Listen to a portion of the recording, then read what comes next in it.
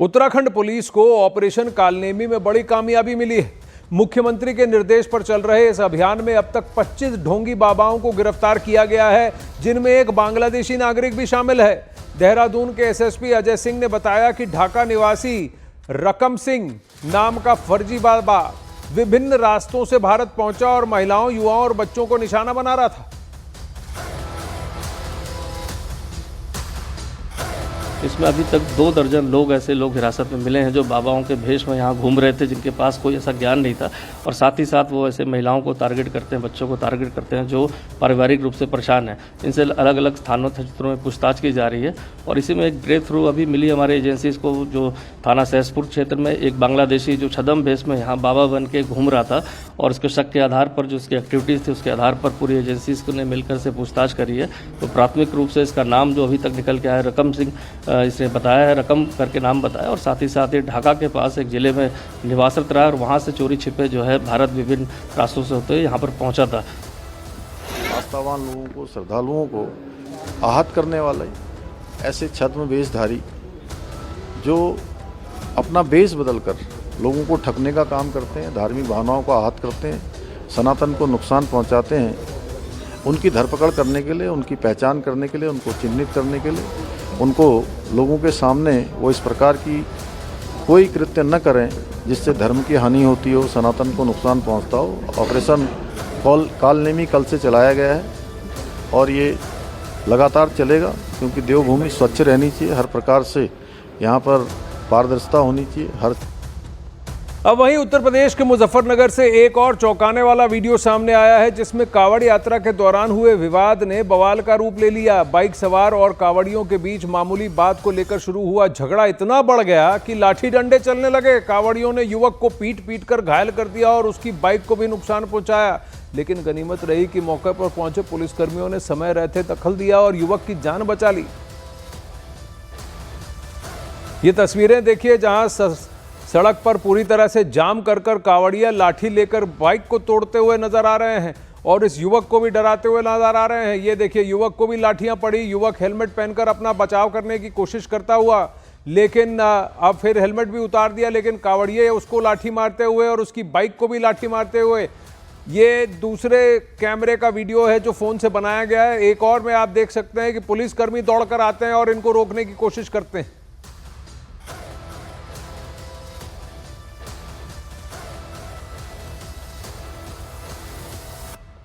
अब वहीं उत्तराखंड के रुड़की में उस वक्त हंगामा मच गया जब कांवड़ खंडित होने से गुस्साए कावड़ियों ने एक कार में तोड़फोड़ कर दी।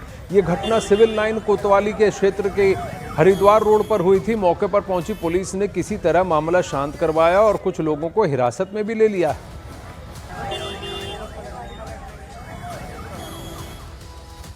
ये गुस्साए हुए कावड़िए देखिए किस तरह से पूरी गाड़ी को हिलाने की कोशिश कर रहे हैं। तोड़फोड़ के बाद उस गाड़ी को पलटने की भी कोशिश कर रहे हैं। ये पुरानी स्कॉर्पियो प्रतीत होती है गाड़ी।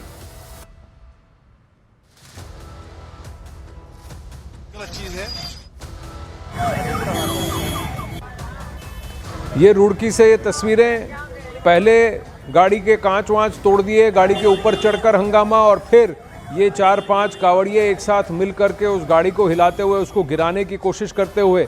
वहीं बीच बचाव के लिए पुलिस समय पर पहुंची। एक और तस्वीर जहां कावड़ियों में से कोई एक डंडा लेकर के गाड़ी के सामने की विंडशीट तोड़ता हुआ नजर आ रहा है। ये देखो भाई, ये देखो। अब वहीं सावन के शुरू होते ही बवाल की तस्वीरें सामने आने लगी हैं।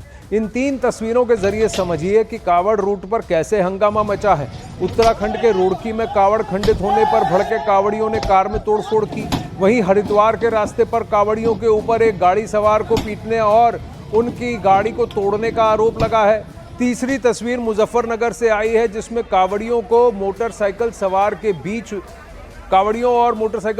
बीच झड़प हुई, लड़ाई हुई, जहां लाठियां भी चली।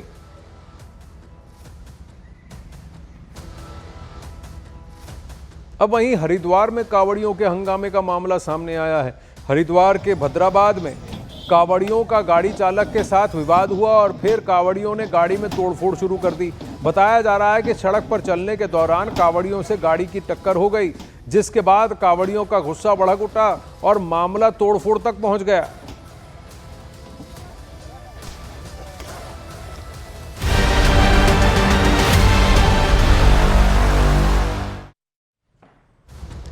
अब बात छंगुर बाबा की करते हैं, जहां मामला अब 100 करोड़ से बढ़कर 500 करोड़ तक का हो गया है। अवैध धर्मांतरण मामले में बड़ी खबर आ रही है। यूपी एटीएस जलालुद्दीन उर्फ छंगुर बाबा को लेकर बलरामपुर पहुंची है। एटीएस बाबा की सहयोगी नसरीन उर्फ नीतू को भी लेकर पहुंची थी। एटीएस ने छंगुर बाबा को लेकर उसकी कोठी पर पहुंची। वहां कमांडो और पुलिस के जवानों की सुरक्षा के बीच दोनों को कोठी के अंदर ले जाया गया। ये वही कोठी है जिसे हाल ही में प्रशासन ने बुलडोजर से ध्वस्त किया था। एटीएस की तलाशी अभियान के दौरान भारी पुलिस बल की तैनाती भी रही। एटीएस ने गुरुवार को छंगुर बाबा और नीतू उर्फ नसरीन को 7 दिन की रिमांड पर लिया है।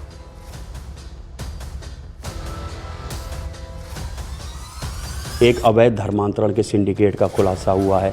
2 गिरफ्तारियां उसमें पहले भी हुई थी, 2 अब भी हो गई हैं। तो इस जांच को, इस इन्वेस्टिगेशन को कैसे लॉजिकल एंड तक उत्तर प्रदेश पुलिस पहुंचाएगी? अभी आरोपी एटीएस की कस्टडी रिमांड में ही है। देखिए, एटीएस हमारी एलीट इन्वेस्टिगेटिंग एजेंसी है। वो एटीएस में इस मामले का इन्वेस्टिगेशन चल रहा है। ऑलरेडी काफ़ी हद तक इन्वेस्टिगेशन आगे बढ़ा है। कोर्ट ने एटीएस के साक्ष्यों के आधार पर उसको, जो मुलजिम है, उसको 1 हफ्ते के पुलिस कस्टडी रिमांड पर दिया है। उस पुलिस कस्टडी रिमांड में एटीएस जो है एविडेंसेस का कलेक्शन कर रहे हैं, जो रिकवरीज हैं वो सब कार्रवाई कर रहे हैं। और मुझे पूरा भरोसा है कि जो भी इसका लॉजिकल कंक्लूजन होगा वहाँ तक इन्वेस्टिगेशन पहुँचेगी और जो दोषी आदमी हैं उनके खिलाफ कार्रवाई होगी।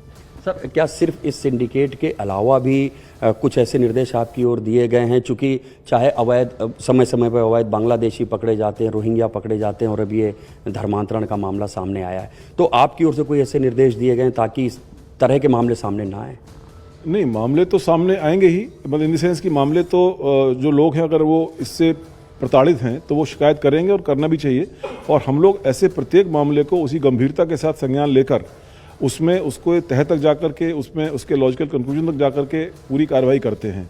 तो जो भी इस तरह के मामले होंगे उसमें मैं ये एश्योर कर सकता हूं कि एज इन्वेस्टिगेटिंग एजेंसी उसकी तह में जाकर के, उसकी गहराई में जाकर के, जो भी उनके पीछे लोग हैं या जो इस तरह का एक फाइनेंशियल मोटिव्स के कारण ये कन्वर्जन कर रहे हैं या जो नियमों के अतिरिक्त कानून के विपरीत ये कार्रवाई कर रहे हैं, उन पर कड़ी कार्रवाई की जाएगी।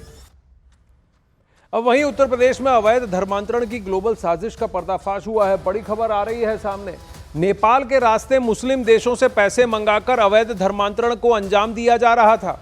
पुलिस सूत्रों के अनुसार इस रैकेट के मास्टरमाइंड जलालुद्दीन उर्फ छंगुर बाबा को 500 करोड़ रुपए की विदेशी फंडिंग प्राप्त हुई थी, जिसमें से 300 करोड़ रुपए का लेन देन नेपाल के बैंक खातों के जरिए हुआ।